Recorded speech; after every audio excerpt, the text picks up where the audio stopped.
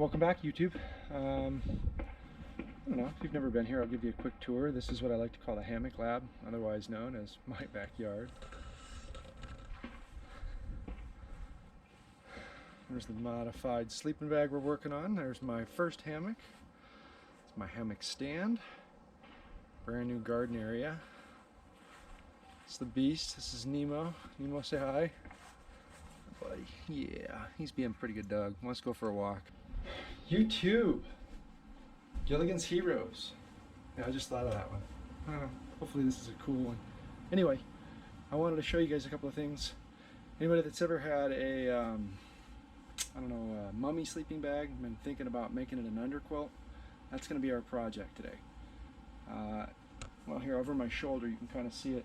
In due fairness, I've never done this before, so bear with me, but what I'm going to end up doing, or what I think I'm going to do, this is a full-length mummy sleeping bag from the 70s. I've got a length that I was needing, I don't know if you can see there, 68 inches was what I was shooting for. Snug her on down. Take a peek, just past 68. So with the channels in there, I think it's going to be all right. I'm not really sure what I'm going to have to do, so bear us some time. I'll show you as this project develops how we go. I want to have you have a peek at this real fast. I don't know if this is going to work, but this is what I've done. I sewed basically 4 lines. I made a box with the small ones, came around the side with the small ones, and then I came in with 2 zigzags, top and bottom. Talk to you guys later. But I'll take you back and I'm going to show you kind of where we're at right now. Hang tight, let me get some stuff set up. Be right back with you. Alright, hopefully this is visible. YouTube land. I'm basically going to take the hammock, I'm going to put it through all of my suspension, and then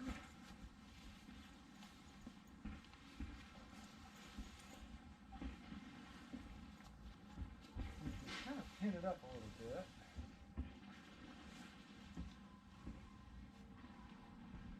Kind of get an idea of what we're talking about here. Let me see if I brought any of the clips out. I bet I didn't. Anyway, you get the idea. You can see the top piece right here needs to be removed. I'll get that squared away. We're going to get rid of a lot of the material that's right here. I don't know. Stick with us. I'll try to give you more or less frequent updates. Bye. Last time we spoke, the end of the bag did not look like this. As you can see, what I ended up doing, I stitched myself a nice little box all the way around things. Kind of went through and reinforced the box when I discovered that I was cutting on part of the bag that I shouldn't have been. Went back, reinforced some of those lines, and then I'm going to take the final product. I'm going to go and take and cut this all the way up, and then we're going to modify how much, take you back over here, how much of the bag actually is left over, because as it follows the shape of the hammock, it looks a lot like this. So I need to take in some of the fabric and figure the rest of it out. But this is what I have so far. If you don't mind, come with me one more time. We'll go up front and I'll show you what we're talking about. Welcome back, YouTube. I have done a few modifications. As I discussed before, the bottom end of the sleeping bag used to look like so. Right, then I just cut through it. Now I've run stitching all the way up. The next thing I need to do is take out the zipper. We'll put channeling in, but before I do that, I kind of want to see how this stuff sits. This is supposed to be sort of like a built-in draft collar, was my thought process on it, but I may actually have to throw some stitching in there. May have to beef this up, or worst case scenario, throw like something like elastic or something in it. But stick with me, I'll show you kind of what's going on.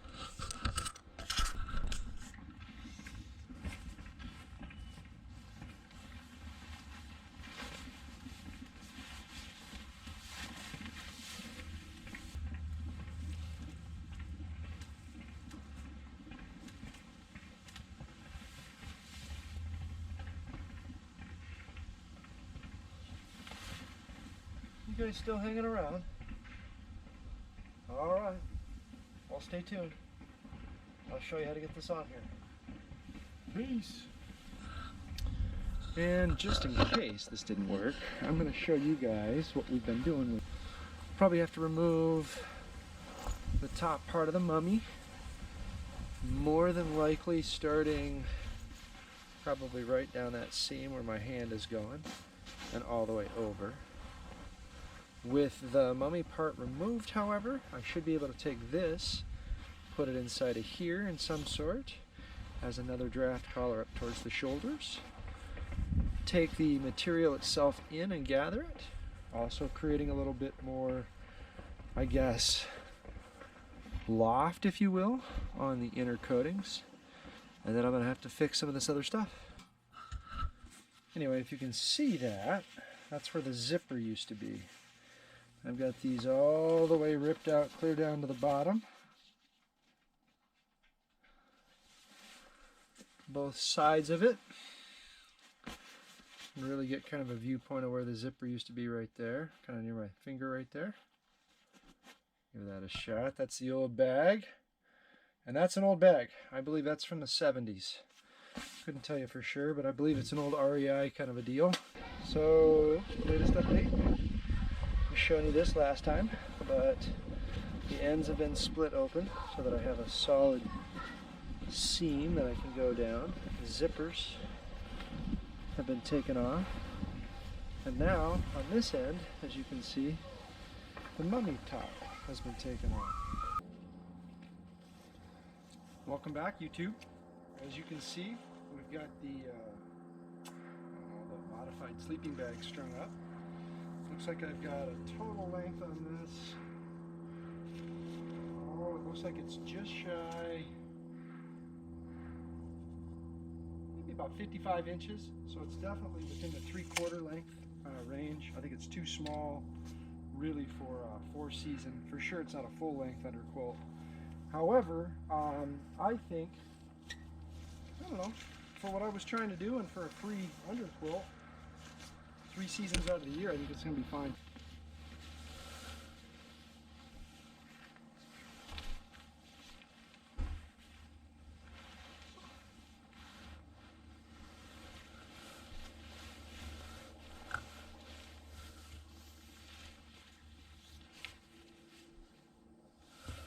So as you can see, it's kind of a little different.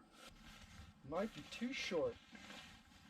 My cousin is going to sit at about 6'4", and I think it's maybe just a bit small for him.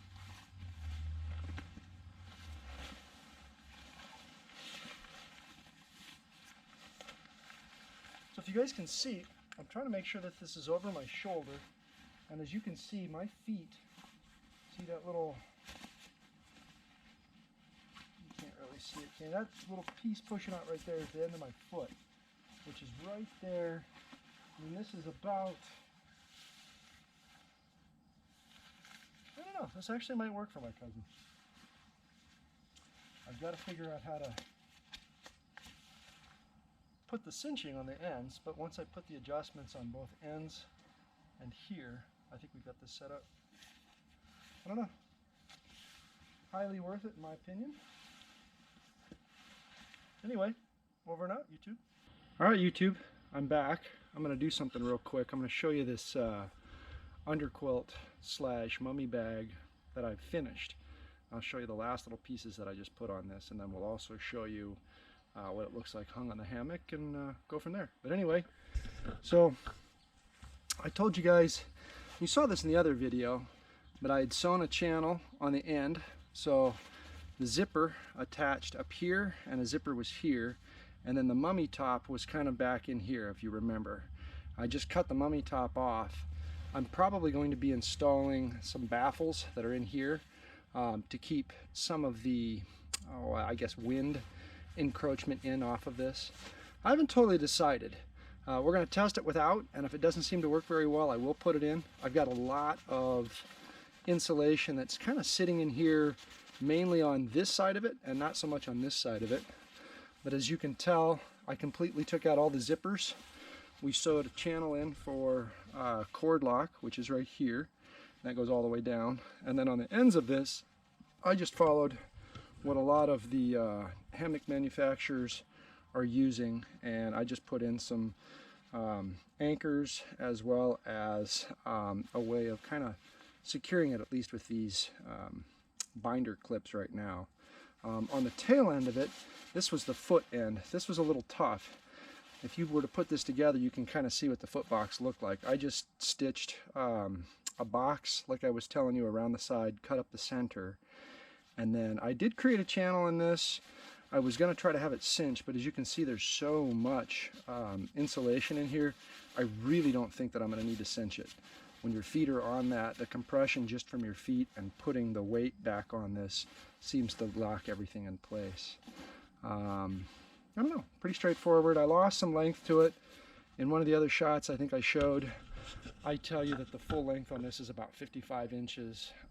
It fits pretty well within what they call a 3/4 length range, so it's a 3-season.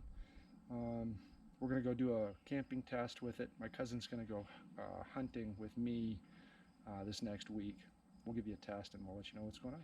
Thank you guys. Welcome back, YouTube. Well, I'm going to show you something real quick. I think I figured out the solution to the problem I had. This quilt wasn't very adjustable, so I basically took 2 shock cords. I have a head end, which is the brown, tied to the tail end, which is the black. Both ends are channeled on. And as you can see, I've attached some mitten hooks that go over a toggle, which allows me to drag this back up and down on the slide. Let me crawl on this and I'll show you what this looks like from underneath, but it's fully adjusted. Alright YouTube, take a peek.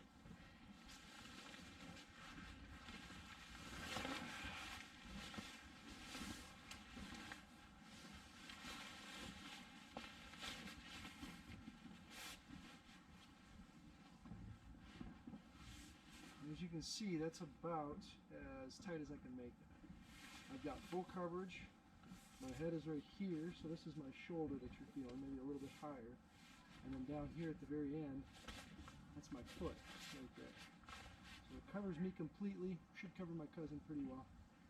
I appreciate you guys sticking with me. It's nice to know that I can figure out kind of one of these silly problems with some mitten hooks. Be interested in the comments. If you guys have a different way of solving this, let me know. I would have used line locks, which is what's used on underground quilts for sure, but I couldn't get a hold of them in a day.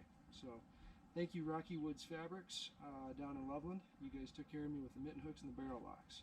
Also another little bit of 1/8 inch shock cord that I needed. So thank you guys. We are going to be on those mountains over there to go test this momentarily. Talk to you later.